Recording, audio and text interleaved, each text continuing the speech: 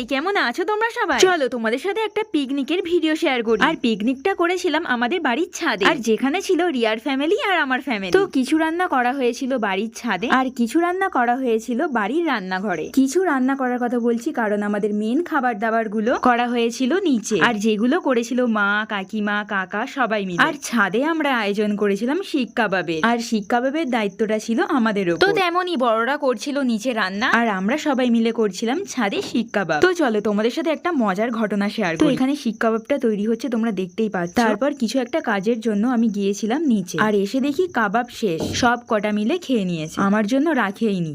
কিছু বলতে চাস? আমার জন্য কেউ ওয়েট করেনি না, আমি তো সবাই খেয়ে নিয়েছে। তুই একটু খাসনি, গাল নাচ্ছিস কেন? তো ওদের খাওয়ার শেষ মুহূর্তে আমি চলে এসেছিলাম, আর ওদের সাথে মারামারি করে আমি একটু খেয়ে নিয়েছিলাম। তো তারপর রিয়া আমাকে চিকেন দিয়ে কিছু একটা বানিয়ে দিয়েছিল, যেটা বেশ ভালোই খেতে হয়েছিল। বানিয়ে আমি দিলাম, ঠিক আছে? আজ কাজগুলো আমরা দুজন করেছি, এরা শুধু খাচ্ছে। ভালো লাগে। होता है यार, लड़कियां ऐसा ही होता है। We wish you a Merry Christmas. We wish you a Merry Christmas. We wish you a Merry Christmas and Happy New Year.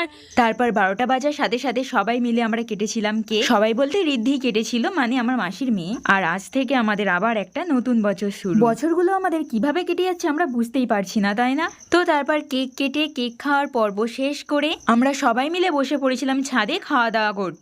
আর হ্যাঁ, খাওয়া দাওয়ার পরে কিন্তু আমরা সবাই মিলে জমিয়ে ডান্স করেছিলাম। তো চলো তোমাদেরকে আগে দেখিয়ে দিই আমাদের মেনুতে কি কি ছিল, তারপর নয় ডান্সটা দেখাবো, কি তাই তো? তো মেনুতে ছিল ফ্রাইড রাইস, চিকেন কষা, পায়েস, নলেন গুড়ের রসগোল্লা আর থামস আপ। আমাদের ছোট্ট মোট্ট পিকনিকের ছোট্ট মোট্ট আয়োজন।